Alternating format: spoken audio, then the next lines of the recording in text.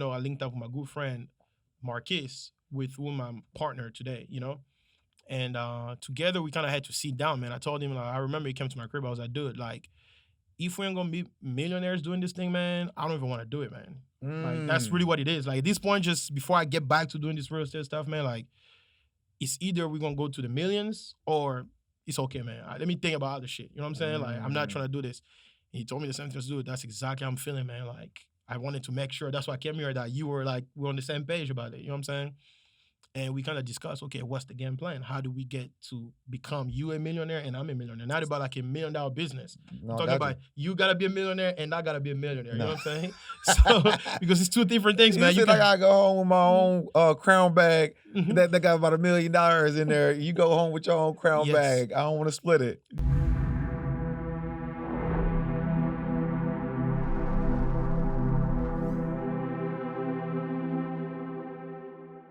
What's going on, good people? Welcome to another episode of First Generation Wealth Builders, man. Today I got a super dope host. For those who already are here for real estate, you about to get a mouthful, man. I'm here with my guy, Béni. What's up, bro? What's going on, bro? What's going on? Pleasure Man- to be here, man. Thanks for Nah, having me. man. Thank you for taking the time out. You know what I'm saying? Yes, sir. Yes, sir. We I was are here. kinda late, but I'm here. There it is. There it is. Now, Yeah. question to you, man. For Mhm. those who don't know who you are, Mhm. let them know who Béni is. So Béni Fwelo. My last name is Fwelo. I like to always say my last name. I'm a real estate investor, wholesaler, entrepreneur. Getting into multiple ventures. I'm from the Congo. Came to the States 10 years, 11 years ago. Just living the American dream, man. Got you. What led you to Atlanta? My cousin used to live here, right? So the quick story is really that I didn't plan to come to America at all. So I was not even like, after high school, I think one of my buddies played like a diversity visa lottery for me. Like, I didn't even like play the lottery. My homie played the lottery for me, and I won a couple months later. And it was just random. It was like, hey, you're randomly selected to go to the U.S. and you get the green card and you can become an American citizen and all that stuff. Just like that, I was like, oh shit. Now I gotta make the Somebody put you in a raffle when you won it? Yeah, somebody, and he didn't win. You know what I'm saying? Like, he put himself and me in the raffle, and then I won and he lost. Are you still in contact with that guy? Oh yeah, that's my homie. Like, he's doing his thing. You know what I'm saying? He's back at the Congo? He's in the Congo, and then he travels a lot though. Like, he's doing his thing. He's killing. He's in politics now. He's making hella bread, so he's good. Got you. No hate or anything. He was happy for me. You know what I'm saying? So, and then that's how I came, bro. Like, and my cousin was already living in America, and I had to just reach out to him like, yo, I'm coming. You know what I'm saying? He was like, I bet. So you didn't have no family here? No, well, yeah, my cousin, of course, but no actual like siblings or anything. Would you say he didn't live in Atlanta anymore though? He doesn't live here anymore. He moved to DC. Yeah. But when you got here, he did live here. Yeah, he did live here when I got here, and then he kind of he had me here for like, I think I stayed with him for 10 months maybe, and then at that point I was just ready to kind of go do my thing. Got you. Yeah. So like, what'd you do as far as work when you first got here? So when I first got here, bro, it was kind of tough to get a job because I was not speaking English. So I had to learn English, right? So it was like, I go to interviews, bro, like they'll ask me questions and like, I have a funny story because I went to one interview at the mall. There was a girl that was from, I think, Senegal. Like, she spoke French as well. So I was doing an interview and then she started like translating for me, like in the interview, and she got the job because it was like, you answering all these questions, you know what I'm saying? So it was tough. So my first job was a dishwasher. I was working at Panera Bread. So I worked there for probably like a year or so, and then I kind of like, just had regular jobs, man, like going from, working as a dishwasher to working as a dishwasher in another restaurant. And then I got into retail, like, just regular jobs, man. Worked for Publix, Michael's, Kroger, you name it, man. I was going from jobs to jobs, man, just hustling and going to school, Got you. So yeah. when you say school, you talking about college? College, yeah. So Yeah, I had what'd to you learn English first for like 6 months, and then I could start taking college level class. So I went to Georgia State, yeah. Georgia State? Yeah, Georgia State University. Yeah. Got you. What you study there? Finance, yeah. Business and finance, yeah. Got you. But I Did you dropped graduate? that. Oh, I okay. dropped that like, I think my senior year. Yeah, that's when I really started like getting money. Like, real, I was like, man, let me just focus on this. I still kind of feel bad. I should have finished, but whatever, I feel the same way. Yeah. So it's my senior year, and Yeah. I just like, I'm making the money that I'm going to school to try to make. Yeah. This don't make sense. That's exactly how I felt, dude. Like, I had like closed like a $40,000 deal, and I had to sit in a class, listen to it. Like, it was like impossible to do. You know what I'm saying? It was like, dude, I just met 40 bands and I have 15,000 scheduled to close next week. And I'm like, bro, why am I sitting here listening to this dude Mm, telling me, you know what I'm saying? I was like, yo, I gotta go focus and make more money, which mm. that's what I did. And then, I'm $2 million up now, so you know Uh, what I'm saying? So that's how it works. I like it. I like it. Yeah. So, like, we talking about getting money. I'm going to assume that you were making money doing real estate. Yes. Doing Got real you. estate, yes. So, how'd you get into real estate?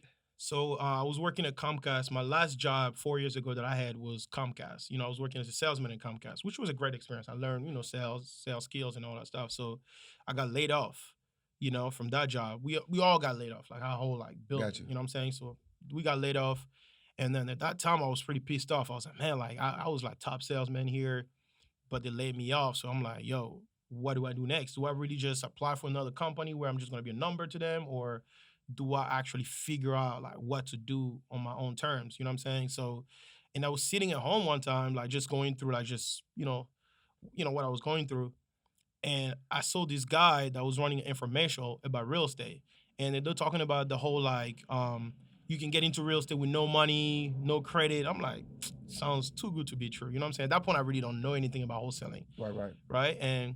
But I was like, dude, I'm at a point where I'm just trying to see what's my next venture. So, Mm-hmm. and I go to that seminar, and then they had like a three-day workshop, which I attended and all that good stuff. And I kind of learned the basics of wholesaling, and then I became obsessed with it because I did more research, and I saw that people were really making money. Mike said fortune builders. It was that. Yeah, that was it. I just didn't want to name them, but that was what it is. Yeah, We come from the same school now. Okay, so that's what you went. That's how you looked at. I was like, okay, what's going on Yeah, here? yeah, But yeah, yeah. hey, no, no, no, no. I have no problem. I learned what I learned. You Man, know I what I'm learned a saying? lot. Yeah. I actually So joined. you actually joined the 25,000 up. Wow. It was I'm 20. inner circle. I'm 50,000 in. You were fit, bro. Yeah, and then Eh. I sold my memberships to people like Mike. Mike got a membership too. Really? Yeah, Man, that's yeah. crazy. Hey, that's how you hustled it. Like you get 6 people. I shouldn't even say that on camera, but it's okay though. Dude, like it's crazy because after the man, that's crazy. After the 3-day workshop, right? They dropped that 25, 30, and 50,000 offer. I was like, holy fuck. At that point, I didn't even have that kind of money. Right, right, And I right. don't even think I was gonna make that investment anyway, even if I had it. Right. Because to me, it was more like, yo, if I have $50,000 right now, I'm gonna go out there in the field and try some shit, lose that money like while learning. Right. So that way, at least I come out on top, and then I know what I gotta do. You know what I'm saying? Right. That's how I was thinking at least. So, but I learned what I had to learn, and then I became obsessed with wholesaling, and just watch a lot of YouTube videos and just trial and errors, just trying stuff, getting properties on the contract that are not closing, just going through the whole process. Tell me about your first deal. And then, yeah, my first deal, it took me about 3 months from, Okay. after the Fortune Builders to really try. And my first deal was I was driving for dollars. Driving for dollars, essentially, I'm sure you know, it's like driving around town, picking up properties information and calling the seller, stuff like that, right?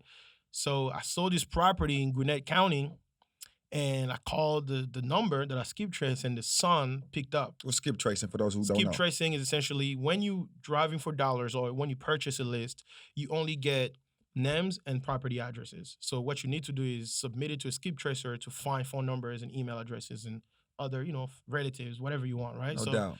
so what I ended up getting was the son, right? I called because I was calling that number, it was not picking up. So I called all the numbers, and then the son of the owner picked up. He lives in, I think, Philadelphia.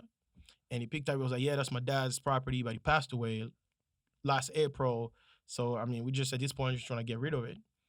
And I was like, okay, cool, I'll make you an offer. But then I was so new in the business, he kind of picked it up. He knew I was new. So thankfully, he actually walked me through the process. Oh wow. Yeah, like Mr. Malone, like, you really want to sell his house so bad, man. Like, he was like, hey, man, look, Okay. as long as you're gonna do what you say you're gonna do, I'm gonna be patient with you. Like, he was really Oh. like, you know what I'm saying? I was like, thank you, like, let's do it. So we signed the contract, and then I didn't have buyers, so I went to the Atlanta RIA, which is the Atlanta Real Estate Association, something like that. So I went there, and then I was just shopping my deals, and I got about 5 people there that were interested. I invited them to the property to walk through the property, and 4 people came that walked through the property, and then I really didn't know exactly how much you even sell the property for. Like, I was so new. Like, I was really just like, I don't know what I'm doing at this point, but I got one on the contract that I think is gonna work, right? Right, right. And the 5th person was late. He called me. He was like, hey, I'm going to be there in an hour. I'm about to leave. I'm like, bro, I got to go. But he said, dude, I'm really interested in that property from the picture you sent me, but I want to see so I can know how much to offer you. And dude came, looked at the property, and made me a $140,000 offer on the spot. Dude, I could not believe it. I was like, yo, I got this for like 100,000. This guy's talking about 140. I'm doing it. I'm like, yo, am I about to make 40 bands? You know what I'm saying? Mm, So I'm like, yo, yeah. And then we signed the offer and everything and closed a couple, days later. I made $40,000. congratulations. Yeah. Out the gate. Out the gate, 40 bands. And then that's when I had Ooh. another $15,000 deal lined up because as I was waiting for that deal to close, I kept hustling. I just didn't, wait. I kept working and then got another deal for $15,000 that I sent to the other four buyers that came. I sent them the other deal and one of them made me an offer. I made about, How'd you get the buyers though? Like you're new. What are you yeah. doing to get buyers? When you knew, like, then what I did, I just went to the Atlanta Association or Gotcha, Real Estate gotcha. Association. I think that's, yeah. And But how are you getting their information? their information, I just go there and tell them, hey, my name is Benny. I have deals. You know what I'm saying? You guys, Mm. anybody, I just kept it real with them. So you Hey, just leverage them to get your buyers. yeah. So I just go, hey, I got deals. And then, you build connections. But right now it's even easier because what you can do is you can join Facebook groups. You know what Mm-hmm. I'm saying? You can even like, if you like, if you have access to the MLS, you can actually reach out to real estate agents Mm. because they got buyers. You know what I'm Mhm. saying? One trick that I do, at least in our business that we do, is that we go on the MLS, we search within certain areas to see if there are some cash sales that happen, and we Mhm. just see we were the realtors, Mhm. and we called them because they had a buyer that purchased a property for cash. We just told Right. them like, hey, I have another one for that same buyer. Would you be interested? And that's how we roll. Nice. Yeah, so we leverage realtors, other wholesalers, or other agent or investors. That's how we works. But again, we have a buyers list as well. We have a massive buyers list. But When you say massive, what's massive, bro? dude, dude. Right now, I'm corporate with this wholesaling thing, so I don't know Hey, every hey, details. You know what I'm saying? ah! He So, said, like hey, right now, I'm sitting here with you, like people in the office working, so I don't know all the details about no, my I business got as you. far as like how many people have in the buyers list, but it's massive for sure. We probably like I don't know, maybe 100,000, two I hundred thousand love it. buyers. I I don't know. love But it. yeah, we have a lot of buyers for sure. Yeah. Awesome, awesome. Okay, okay. Yeah. Now, what year is this when you're doing these first two deals? 2018. Yeah. I think early 2018. Yes. Yes. Early 20, like it was the Okay. spring. Yeah. Because I was in class and all that stuff, kind of going back and forth with No, whether I you should stay good. in college You or, you know what I'm good. saying? Yeah. All right. So, what's next, man? After that, you got those two deals off. Yeah. Do you even have a job at this point? At that point, I got laid off. You remember? I got laid off at Comcast already. I have no jobs. That's what I'm doing. But then I got lazy though. Like after I closed my first two deals, I kind of got lazy. I was like, man, like, yeah, I got money now. I'm like, what, $60,000 almost? You know what I'm saying? I'm feeling like I'm the man. You know what I'm saying? And I'm just kind of chilling for a couple months, not really working. But then you can see that, okay, that's when I realized that I only had really $60,000, but I realized that 100,000 is not a lot of money, or even $1 million, Mm, because I saw how quick that $60,000 could, you know what I'm saying, like vanish pretty much. You know what I'm saying? basically, Yeah. yeah. So I was like, what? Like I gotta go work. I gotta really like. That's when I really realized that yo, I really need to make a lot of this, like a lot of money, like because 60 bands, it's not at that point even 100,000 that I didn't have already didn't feel like a lot because I was like, yo, if I throw another 40 on top of this, it's 100, but it still didn't feel like a lot. You know what I'm saying? So 2 months Mm. after I closed this deal, I was like, man, back to the ground, head down. Let me work. You know, So you dropping for dollars again. at that point, yeah, I'm trying to link up with other people. Like I'm back to driving for dollars. Like, dude, I drove for dollars for a full year. That's Mm. all I was doing. That's the only strategy I was using Why is that the only strategy that you applied? because that's all I really knew that was working. Some Gotcha. people like at that point, like I really didn't know how to like build a team and structure. So I only relied on myself, and what I could do was drive for dollars. And then at some point, trust me, I kind of started cold calling as well. I'll buy a list and I'll cold call, but it was not really working, man. So I was like, Mm. man, I just go find a property that I know is vacant or distressed, and I call them and I tell them, hey, I actually sold the house, and I'm more confident about what I'm talking about. You know what I'm saying? And it worked. You know what I'm saying? That's the thing. It was so working that I didn't want to change it. Mm. So I did it for a full year, but then I got burnt out because, just being in a car driving is not easy. So No, it's not. That's why I was yeah. asking you. What was the strategy? All right. So what happens next, man? So what happens next is that at that point it's like, okay, I'm making some money. I think I'm like six figures or around under six figures. And I'm like, okay, I need to build a team now. Um and I built my first team, but it didn't work out. I guess, again, I was so new still So I got a that question though. yeah, What triggered you to say, "Hey, I need a team"? because I'm gonna get to something, man. Like at that point, I wanted to duplicate myself. Okay. Mm. Because I was like, okay, the effort that I'm putting in is not enough. It only is making me this much money. So if I can duplicate myself, maybe we can make more. So that was the thinking back then, right? So that, that was essentially what it was. I just wanted to duplicate myself. So as I was recruiting people, I would just teach them exactly what I know and tell them to do exactly what I was doing, right? And it didn't work out, right? Because it's like it's only one me, right? So then fast forward, I realized that when you recruit a team, you should not try to duplicate yourself. You should try to solve problems that you don't want to deal with or that you're not good at solving, Mm-hmm. right? So then when I understood it, that's where I got where I am today. Because in my recruiting process now, it's all about what I don't want to do or what I cannot do. It's not about finding another Benny. I You know what I'm understand saying? it. Yeah, yeah. So yeah. So at first, when I was recruiting people, I'll get people, hey, do this, go drive for dollars, go do everything I'm doing. You know what I'm saying? Got It you. didn't work out. Mm. But now it was more like, okay, I'm cold calling and driving for dollars. I'm gonna hire people just to cold call. So that way, that's one thing I don't have to do anymore. So I can focus on driving for dollars. So if I hire somebody else, I'm gonna hire them to drive for dollars. So now I remove myself from the business. Now I can think about other strategies and other ways to add to the business. And then when I find those ways and I do them myself and I master them, and then I can hire somebody to do them. So it's more so delegating now. It's not No about doubt. duplicating, it's delegating my process now. So that's how I could grow it actual business now, you know? Got you, man. Got you. Yeah. So this time now we're like 2019. 2019, I'm building my first team, but again, on the whole concept of duplicating. And what happened is that it kind of went well, but then I traveled. I went to see my family in France, right? And I stayed there. Like every time I go to France, I stay there for a long time. France is like vacation for me. It's like I go see my family, right? All So right. so I stayed there for like a month. And I came back, everybody like from my team kind of moved on from with their lives. That's when I Oh realized I was like, wow. oh shit, I really don't have a team at this point, right? And I kind of went back to doing it myself and I linked up with my partner, Dooley. You met Dooley? Yeah, yeah, yeah, yeah, yeah. Yeah, I linked up with him and we built a company together. Um, we built a company together, and then it went well. We made some good money. We kind of blew our brand. It was pretty good, and then things kind of didn't work out at some point. We kind It of hit happens. hit like a ceiling, I guess, and then went briefly back to doing it myself. And then I linked up with my good friend Marquis, with whom I'm partner today.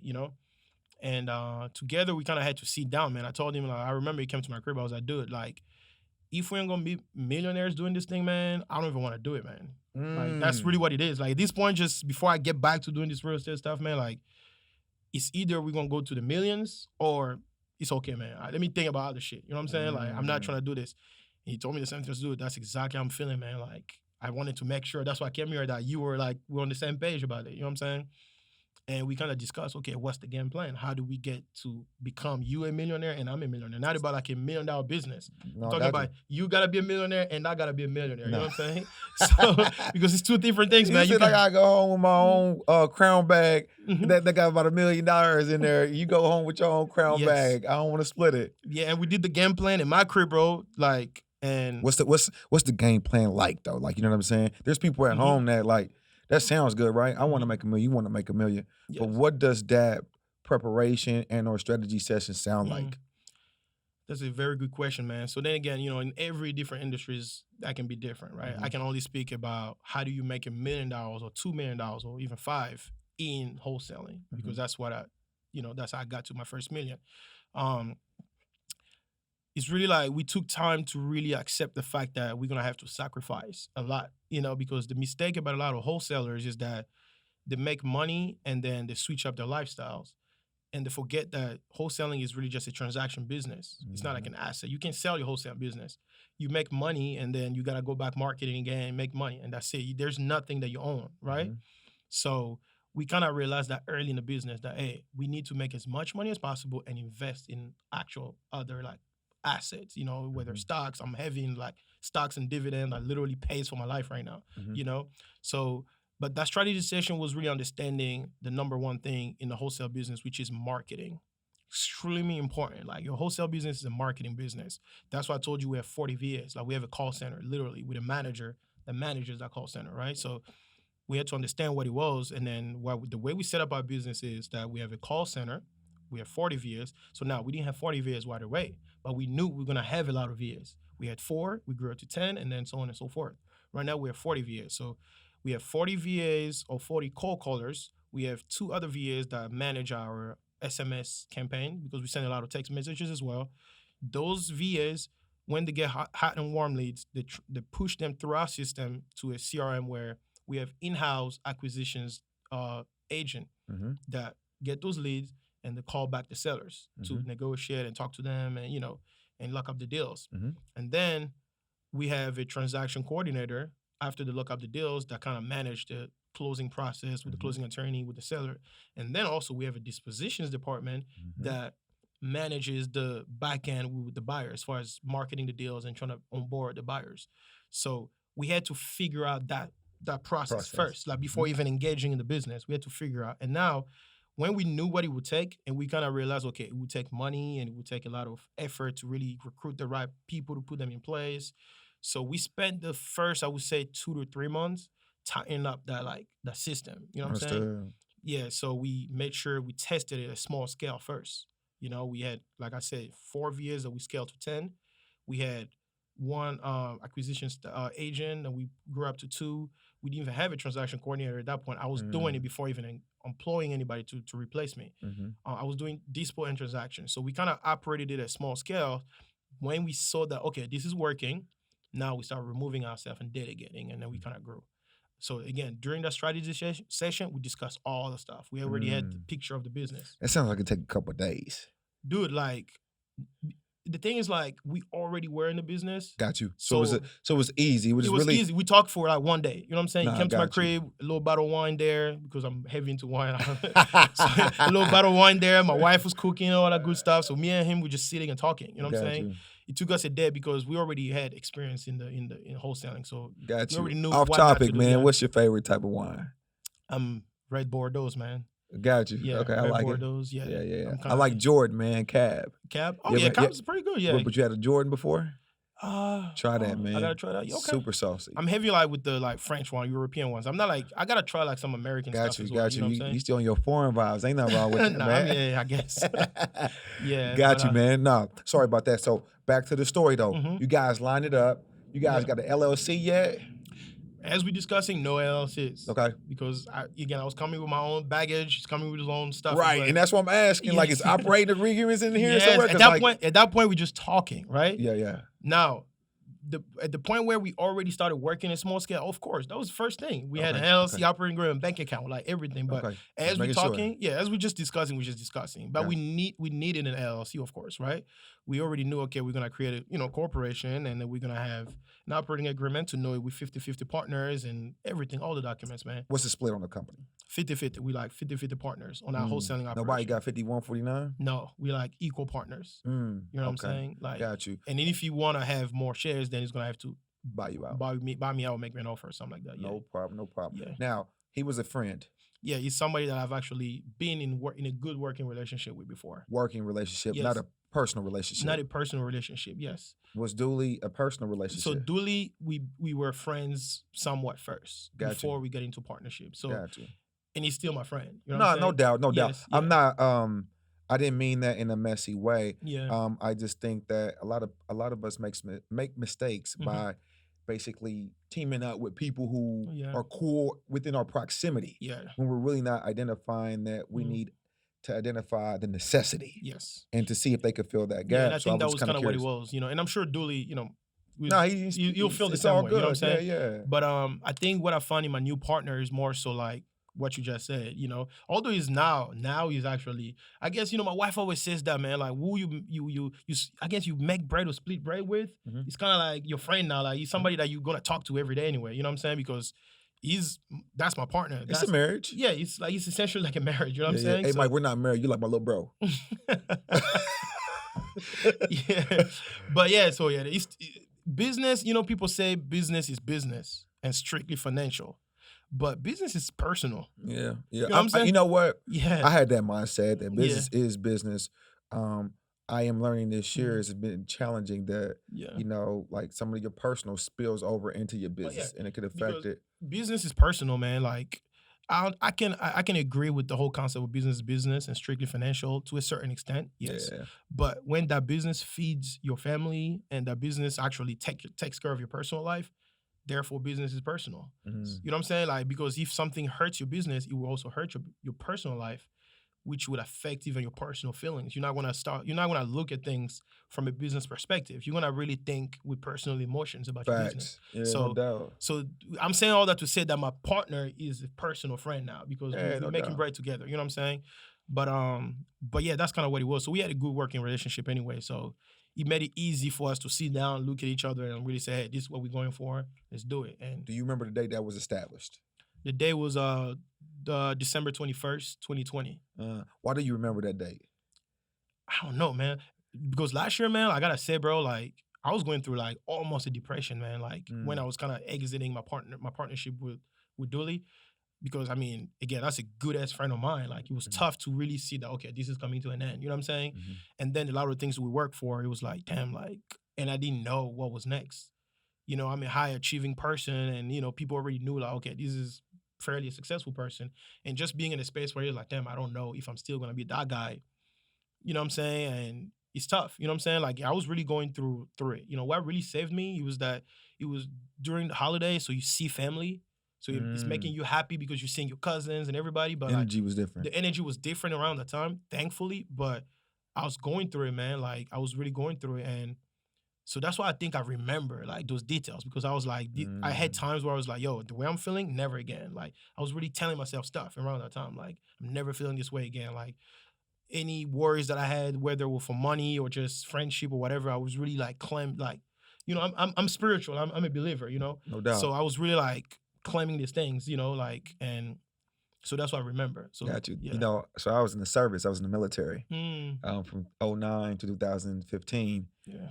And they always made us remember crap doing the most odd things, right? Because you just felt like crap. You're doing Yeah. push-ups, doing a soldier's creed, Mm, but you remember the feeling, and that feeling is yeah. attached to whatever you're trying to like So do memorize. yeah. And so like that's why I asked that. You know Yeah. what I mean? Got you. So we established that late last year and really got to work right away. Okay. So what's next, man? What happens next? Like who's your first hire? Do Mm. you get an office? What's going on? Is it a So two-man team? no, so again, with my previous business, we already had an office. Mm-hmm. We had an office, and my new partner, also had an office.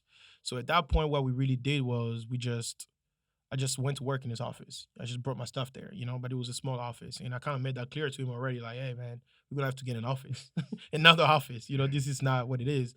Um, and yeah, so at that point, I'm sorry, I had two new hired from my previous business that Hmm. I tried to transfer to my new venture with my new partner, and it didn't really work out. I guess for them it was just weird. I guess I don't know. VAs or just No, regular in people? house. Got you. The Okay. VAs. Like the my call center manager right now. She's a VA that I've been working with since I started wholesaling.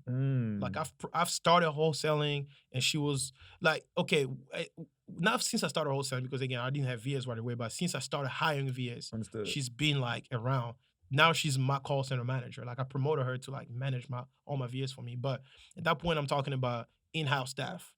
I had one guy and a girl that I transferred, and I had my other guy that's still working right now with me that came, but he was going through a lot of stuff, so he had to kind of remove, Take a kind of break. take a break, and then he came back a couple months later, but it didn't work out. So, and then I was like, hey, let's just kind of like start fresh. I don't have to like, you know, recruit the same people like Hmm. that we used to work with before. So our first hire was I don't know if I didn't name people here, but yeah, we had a first hire, and after him, we had like two people that were acquisitions guys. The both like one got fired, the other one moved on to do art. But it's just the nature of this business, man. Like It is. it's like every 6 months, be prepared. Like somebody's probably burnt out. You know what I'm saying? It's just the nature of this business. So Got you. Do you have mhm, that type of turnover with VAs as well? not anymore Okay. because What happened? What changed?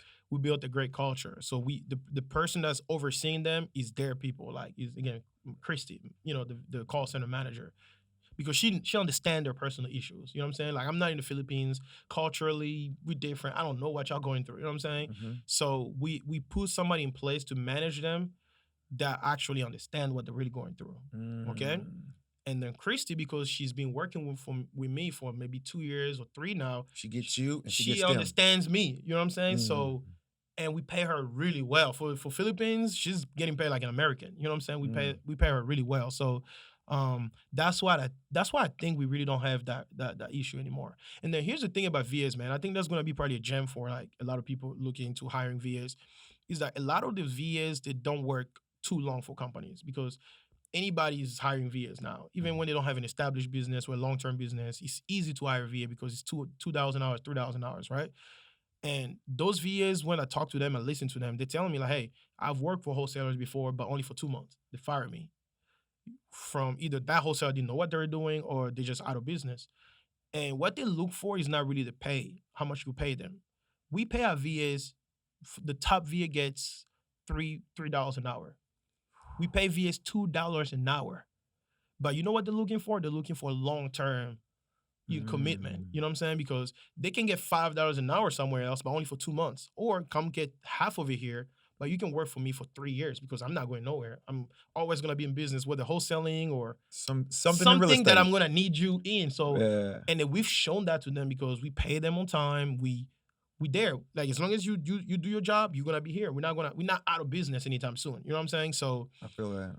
that's actually the reason why most of our VAs stick around. And then we have a great, we give them a lot of incentives, great culture overall, What type of incentives you give VAs? Like you give us a hot lead that's probably gonna make us 50 grand, we'll throw you an extra $100. That's a lot of bread for them. That's a lot of money for Got them. you. So when you close on a deal, We go back you to give them. them a bonus. We give them a bonus, $100, $200, whatever, man. Like, Got you. because on the back end, you know how much we make. Yeah. A lot more. So $100 is nothing for us, but it's a lot for them. So stuff like that. And then again, I told you we actually have their manager is one of them. So Got you. So Yeah. I heard you say you got 40 VAs. yeah, we have 40 VAs right now. How many deals a week you close?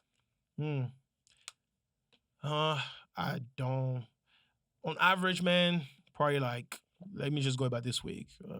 Probably 4 to 5. A week? But a week. But sometimes it's not about how many deals. So let me be honest. Some weeks we really don't close 4 deals. Probably gonna No close doubt. one. You know what I'm saying? It happens. It happens. But if I gotta do an average, about 4 to 5. But this is one thing I understand, man. Like it's not about the volume as far as like it's not about the amount of deals you close. It's about the quality of deals. Facts. Like because in June, for example, we made $400,000 that month, and we closed I think Nice. 10 deals. But we had 4 deals that made us $250,000. You know what I'm saying? Out of 10, I think 12 deals in June, right? Ah. In June, we closed 12 deals, $400,000 in June, but only 4 deals made half the money essentially, or more than half the money. You know what I'm saying? Mhm. So that in June, that's when I realized I was like, well, it's about the quality, like how much you make per deal. So I can tell you, hey man, we only closed 2 deals this month, but each of them were like 100 apiece. Got you. And then the other guy is saying, yeah, we closed 12 and he only made 50 grand. So who's really winning? You know what I'm saying? So the advice I'm gonna tell people is like in your process, just make sure that you really milking deals, man. Like so you can make as much as you can in a deal. No doubt. A lot of Yeah. people watching this have heard some of this stuff. Yeah. YouTube University. Yeah. But a lot of people don't. They could get a VA, Mhm. but what type of KPIs do you put on your VAs to make sure that they're actually meeting their goals? You asking good questions, man. I like that, man. You really know the business. You asking good questions. So right now, really, I mean, for VAs, it's pretty simple. Like the VA's job is pretty at least VAs, their job is really streamlined. Like they don't need to know all the numbers. They don't even need to know how to negotiate deals. That's not their job. We have an acquisitions team for it. So the only thing that we really look at for VAs is how long they work versus how many leads they're sending us. Right? That's the most important thing. So when you say how long they work, how long they've been making calls? How long they actually actively making On the calls. phone, The talk gotcha. time. Talk time. Talk time. Oh, Yeah. so you monitor talk time. We monitor talk time. So we Okay. can kind of see because we understand like, look, if you have a VA working 8 hours a day, right? Trust me, out of the 8 hours, they're really giving you maybe 4 to 5 quality hours where they're really working. The other 3 hours, they're already like tired. Right. You know what I'm saying? So that's what we're really looking at the time where they're actively like doing their job, right? So we look at how long, what's their talk time versus the leads that they send within that talk time, right? Mm. So now, of course, we also look at, how many of the leads that they're sending us that we're actually closing. But it's really important for us at the VA level to just make sure they're sending us enough quality leads. It's not their job again to convert those leads. We just need them to send us leads. So Now, with that information about KPIs is a very like is widely used in the whole in the It real is. estate space, right? But the problem with KPIs is that it's not about just having all the KPIs. It's about what are you doing with those KPIs, Mm-hmm. right? Like I was actually talking to somebody about like because they're saying, yeah, send me some Excel spreadsheet so I can track my KPIs. I told him I was like, look, in my business, I reverse engineered it. I didn't have KPIs when I started. I had to start first and figure out what I needed to track as I was going through the business. And that's only what I really needed to track to scale my business that I'm tracking. I'm not tracking a bunch of stuff just so I can have KPIs. You know what I'm saying? Mm. Like for my VAs, I only need to know how long it takes someone to talk to send me leads. That's what I Mm. need to know. You know what I'm saying? Because I know what I'm doing. Efficiency. Because that's the information I need to help them back. If I need to train Mm. them, if I need to do anything, right? And of course, we listen to calls. I'm not sure these are KPIs, but we have call recordings to quality control them and make sure they're actually saying the right thing, stuff like that. But And you got another VA to do that. yeah, we have Christy, call center manager. She sends us reports and all that stuff. She tells us how many leads people are sending, all that stuff. I don't even look at our call center, bro. I don't even look at Nice. that. Like I just read reports. Only if I really want to like do a quality control, then that's when I do it. But like they don't know when I'm doing it. I randomly just check, and it checks out, you know. And she's Got doing a you. great job. You know what I'm saying? Got you. So again, as far as the VAs, I don't have a lot of KPIs. I just need to know talk time, how many leads are sending, so that way I can see where I'm my best VAs. I could Because dig if you're it. not sending me leads, then there's a problem. Mm. And then on the back end, we're gonna see the leads you're sending. If at some point you send leads that our acquisitions team cannot convert, we're gonna take over acquisitions team to see why they cannot convert. But we're also gonna see the leads you're sending to see, well, are they quality leads? Then we can check the quality of your leads. If we see, in fact, after listening to the calls, after checking the numbers and everything, that they're in fact good quality, then we go back to acquisitions team and see, hey, why you cannot convert those leads. You know what I'm saying? Mm. Stuff like that. So yeah. How do you identify if it's a quality lead or not? I mean, of course, there's like the market. You know, what I mean, like when you send a deal, let's say seller's asking 100,000, they do the comps and all that good stuff to see, you know, that the numbers make sense at least from their asking price and to what we can offer and what we can sell it for. And then the VAs, we give them some metrics, we give them some numbers, we give them a quick training based off Zillow and the MLS to kind of be able to tell really quick because you're on the phone. They only have a couple minutes, right? Mm-hmm. To really quick tell that this person is asking too much or they're within a range that we can work with. Again, the VAs don't need to know that something is going to actually make sense or work because the moment you make your VA do all that work, now it's no longer streamlined for them. They're going to get confused. You're going to get frustrated as a boss. Mm-hmm. The VA's job is just to identify that this may work, we're within range, let me push it. Mm. And the acquisitions team is going to actually do all the negotiation and really make it like a perfect deal. Understood. You know what I'm saying? Yeah. So that's how it Now, works. are you a realtor? Yeah, I got my license in 2018. Yeah. Got you. You don't practice as a realtor though, right? Rarely, only for my own flips. When I flip property, I sell them. Yeah. Got you. And then my friends are like, "Yo, help me buy a house." Yeah, of course, I'll help you out. Stuff like that. But my uncle buys a bunch of rentals. Okay. I look, you know, I help him out for those. But really, I don't practice like as a realtor. Yeah. Got you. Do you exercise flipping properties? Oh yeah. Got you. About how many properties do you like to kind of get into, or do you? Is this per property kind of? It's really per like maybe 2 at a time. Got you. Kind of stuff. Yeah. But I'm actually trying to scale it. Okay. You know, that's really like I was actually trying to see where we can be a mentor of mine really in that space, to be honest. I was reaching out to a couple people because I successfully scaled my wholesale business and I'm really looking into scaling my flipping business as well. Although we discussed other businesses I want to get into earlier, but I definitely want to like, you know, integrate the real estate space, you know, like Got you. I think I'm qualified to become a broker next month. Awesome. So I may actually, you know, get the brokerage license and have, you know, depending on how I got to study the business before I really jump into it. But if it's something I feel like I can do, I may have, you know, a brokerage license. I mean, a brokerage firm, Got you know? Yeah. So for me, Mhm. it's easy to scale the buy and hold. Mm. It's harder to scale. Not that it's possible. People do it, you know what I mean, all around the country. But the flip. So the flip, you know what I mean, you just got to be able to have the time, right? Yeah. To be able to like handpick what you want. Like I was telling somebody earlier, like, you know, I'm more hands-on with a flip just because you got to put your touch to it, right? of You know, course, you got, you know, you want to do a couple things to give it that wow effect. So I think that I'm more hands-on. It's easier for me to just buy and hold. We're using the same grade paint. We're using the same, you know what I mean, outlets. And same generally buying and countertops. holding is cheaper as far as like renovation because you're Man, only by far. fixing it to like By to rent it far, out. Yeah. by far. And then at the end of the day, though, as you know, you get the tax benefits and everything else. You know what I'm saying? No doubt, But no doubt. it's the long play.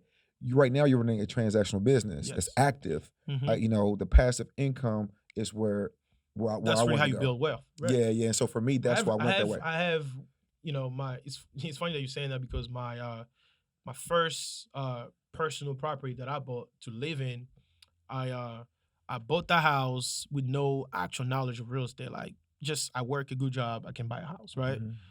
But I just refinanced the house, cashed out refinance last year. I walked away with like 60 bands, Mm. 40,000, which was my down payment. So I own Mm. the house for free now. So There that's it the is. thing. There it is. And There it I'm is. at 20,000 on top. You know what I'm There it saying? And I is. still have the house and I have a tenant that's paying me 1,700.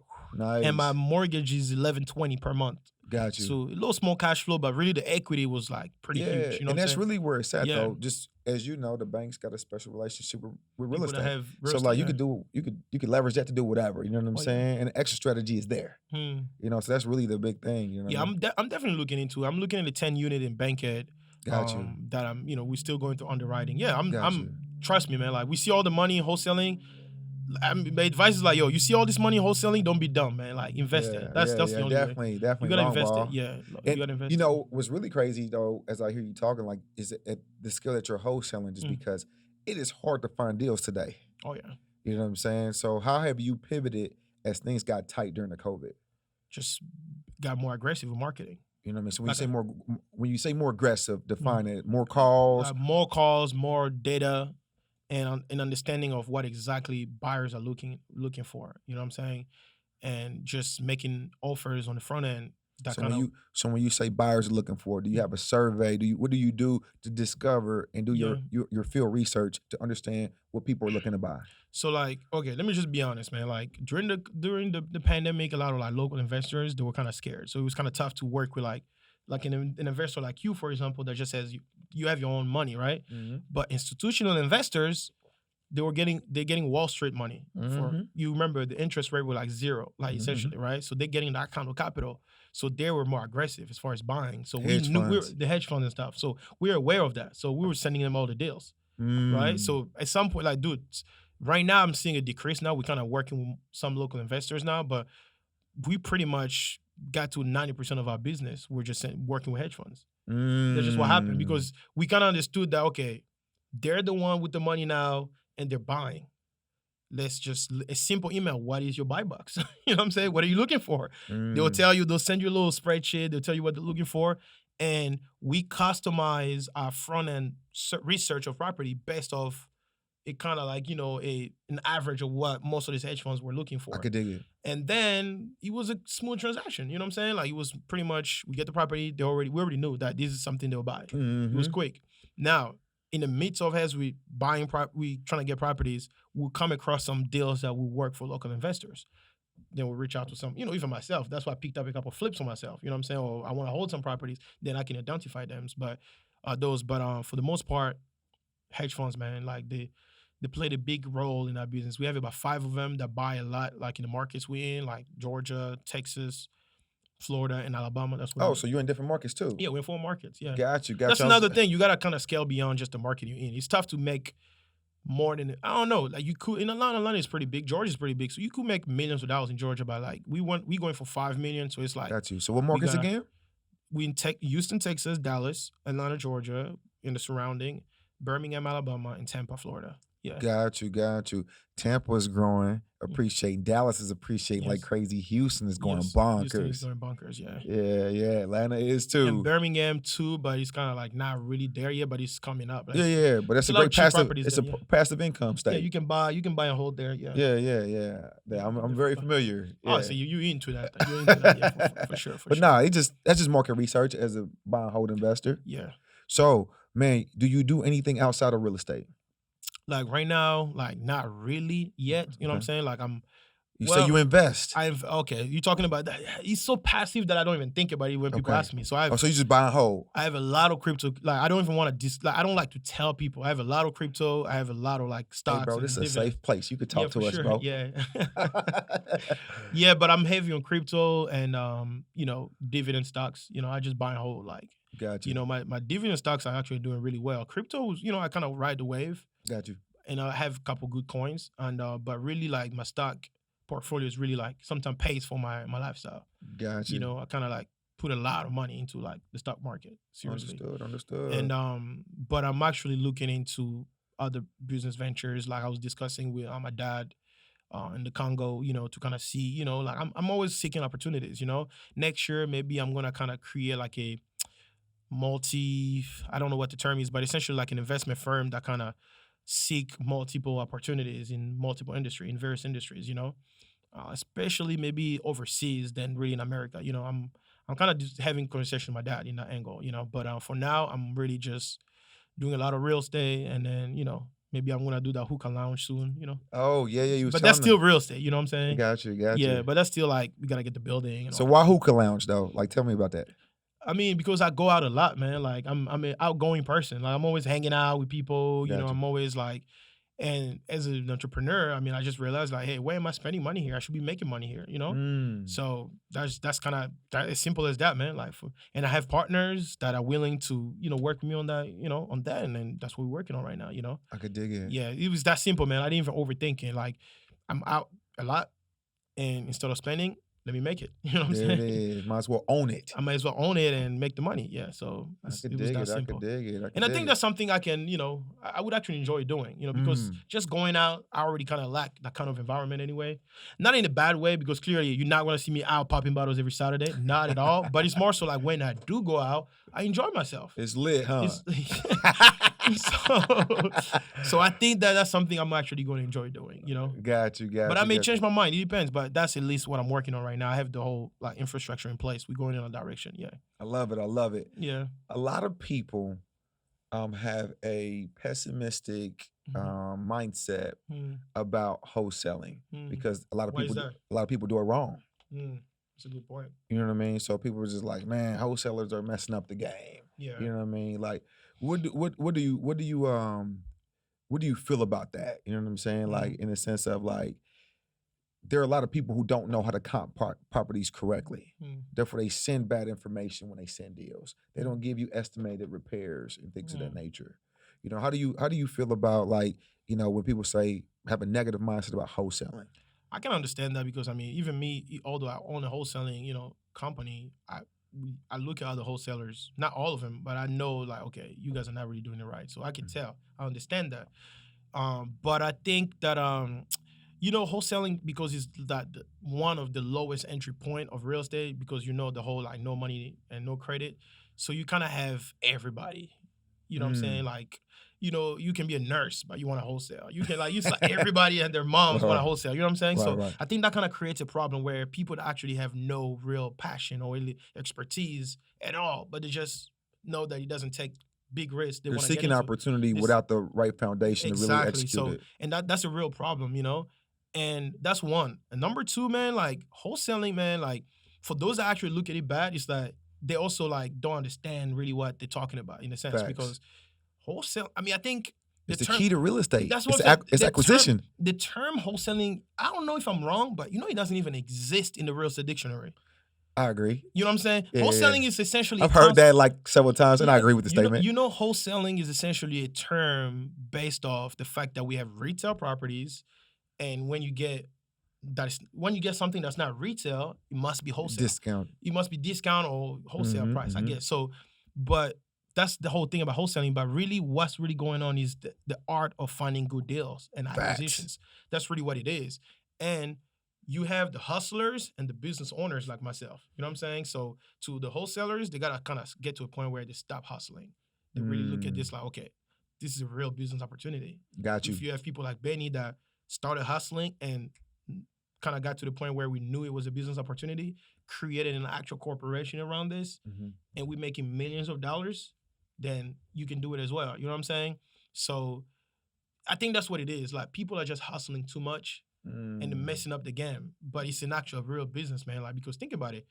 Now that I know how to find good deals and I actually have a real like operation, I'm not talking about I'm in my house just wholesaling. You know what I'm saying? Mhm. We have an office. You know what I'm saying? Like we really like running an acquisition firm. If I were to grow to let's say a bigger investment firm, I could literally take my wholesale company and make it a component of a bigger investment firm, right?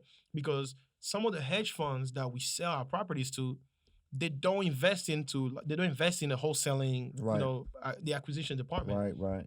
Their acquisition department reach out to wholesalers. Mm-hmm. But my view will be, because I already know how to wholesale and I have the team, if I were to own a hedge fund, I would just take my wholesale department included. Because at the end of the day, it's where it all Competitive starts. advantage, baby. And it all starts there. We need to find the deals. You know what I'm Yeah. saying? So I think they're just gonna change kind of like how they see it. You know what I'm saying? It's a lot of people that are clearly hustling, like I kind of mentioned earlier. They have no expertise. Yes, in any industry. You know what I'm saying? In any industry, you can go to Wall Street, bankers and brokers. Like it's just a bunch of like people that don't know what they're doing. No doubt. No In doubt. every industry. You know what I'm saying? But wholesaling is just a low entry point, but you can grow into a real corporation. Like right now, I'm not even like I call myself a wholesaler just to be humble, but really I'm not like a wholesaler. I get it. No, I You know what I'm respect that saying? too. I respect that. Yeah. Now, to go back to something that you spoke about, you talked about the markets you invested into. Mhm. Somebody listening is like, hey, how's he investing in all markets, Yeah. right? You know, we have young investors and aspiring investors listening. You know, so how do you wholesale Mm. in Houston or Dallas and you're not there? Virtual wholesaling, yes. So we had to. It's possible. First of all, just to give a simple answer, it's possible. You can do it, right? Because you have the internet, you have technology, so you can pretty much go to wholescalersdata.com.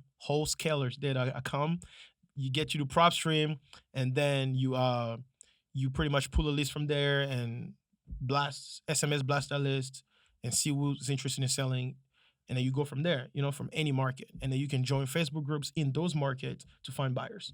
You can be that simple, right?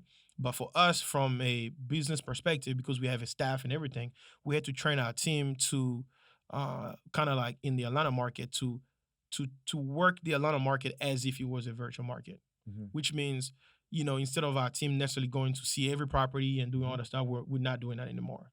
We have our dispo team that still goes if needed to take pictures and stuff like that, but we close deals where we have the property on the contract that we haven't even seen. We send it to a buyer. The buyer is in charge of seeing the property and making a decision. We don't need to see the property. We've tested out many times in Atlanta and it's worked. Now we built our confidence to test it, to do it in other markets because the same concept. Because the marketing is a list. You pull a list. You can pick any county in America, pull a list, and market to that list, right? The problem really becomes when it's like, okay, now I have this property. How do I see it? How do I make sure it's a good deal, right? So that's where we just send the properties to the buyers and they go check it out and they tell us what's up. Or we leverage our relationships with other wholesalers and other people that live there. The markets that we are specifically, I think the only market we don't have anybody is Birmingham. Gotcha. That we don't even know anybody there, but we still we actually closed the deal, or we are closing a deal today, something like that. So that's the only market that we don't even have boots on the ground there. But Houston, my best friend lives in Houston, so I haven't asked him for help yet. But if it comes down to it, I'll call him. Got you. You know what I'm saying? So you said SMS. Mhm. So what do you see to be more proficient, the call or the text message? Call for us, man. Gotcha. But my homie, like Malik, he's made like $400,000 so far this year off of just SMS. Got you. So he's doing a good job with that. But for us, we get a lot of deals. Like I told you in June, when we made $400,000 in June, $250,000 came from SMS. That's So strong. that the 4 leads, yeah, it came from SMS. So, but for us, it's really cool. I think if I want to give you a percentage, I think we're like 70% cold call, because again, we have a massive like call center. Well, not massive, because you told me 8,000 for somebody. Man, that was wild. that was not So we normal. have a big host. Yeah, we have a that's big not call normal. center. Yeah, yours is big. That was not normal. That was like 8,000. What? Like, yeah.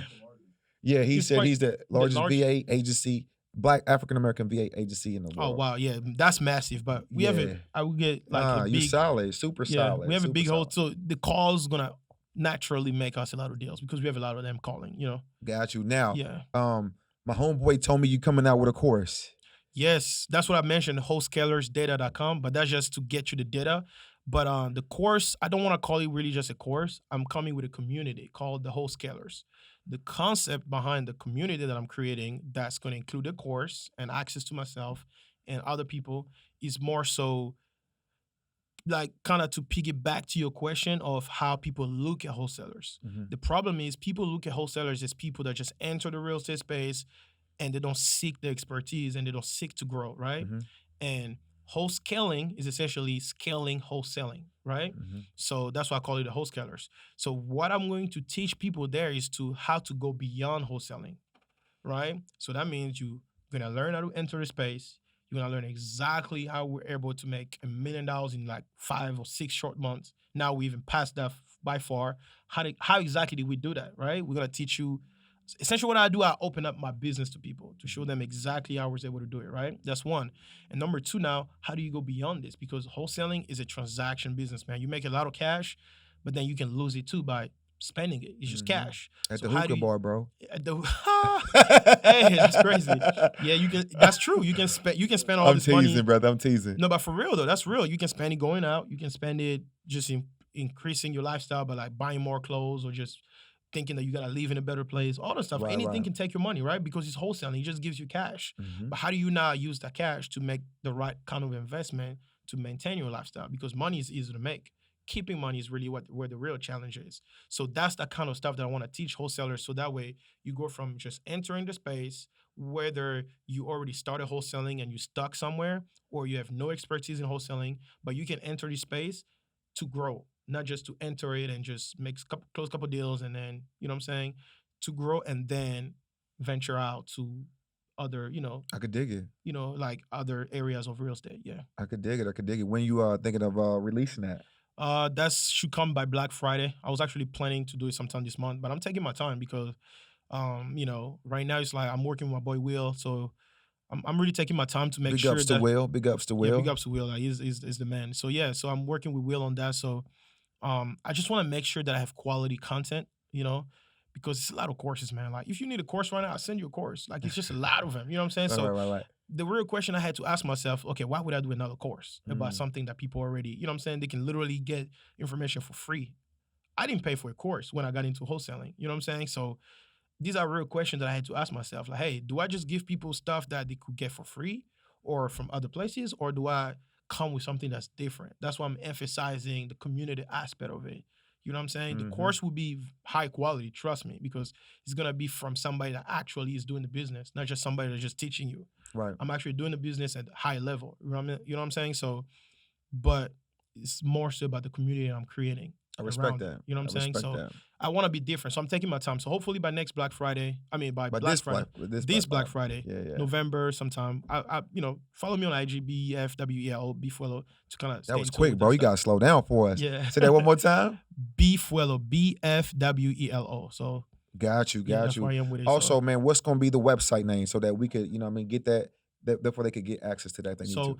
let me see. Let me just make sure. It's gonna be I think hostcalers.com, but let me make No sure. doubt, no doubt. The page actually is on IG too. You can actually follow the page. Okay. Let me just make sure. I mean, that's more than enough, but because by the time it come out, they could go to the IG page. You know what I'm Exactly. saying? Wholesalers like Yeah. it's my bad. WHOLESCALERS.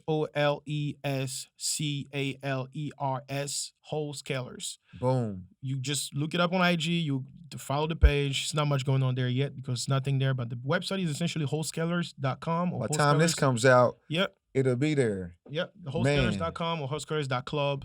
You can join it and we can make it happen. I For could sure. I appreciate it, brother. I want to thank you, man, for Oh coming man. by, This man, was great. This blessing was it. great, man. You know what I'm saying? I hope you enjoyed yourself. I Oh enjoyed the yeah. information, man. Oh yeah, for sure, for sure. You know what I'm saying? Like, hey, I really appreciate you guys having me here, man. Nah, Like and big ups to Will, man, for he's linking making it us up. happen. He's Yeah, making things yeah. happen. He's making He's things building happen. connections, man. Yeah, for So sure. for you out there listening, man, make sure to tell a friend to tap in, man. The Mhm. first generation wealth builders, man. We bring in dope people who do Mhm. dope things and find out their relationship to real estate. In this Yes, sir. case, Benny is already destroying the real estate game. Therefore, you just I'm got just to, getting started, man. Come hey, on, man. man, you got a mouthful of just knowledge as far as wholesaling. So that was pretty dope. Stay tapped in with them. Follow them on IG, man. Yeah. And I'll see you in the next episode.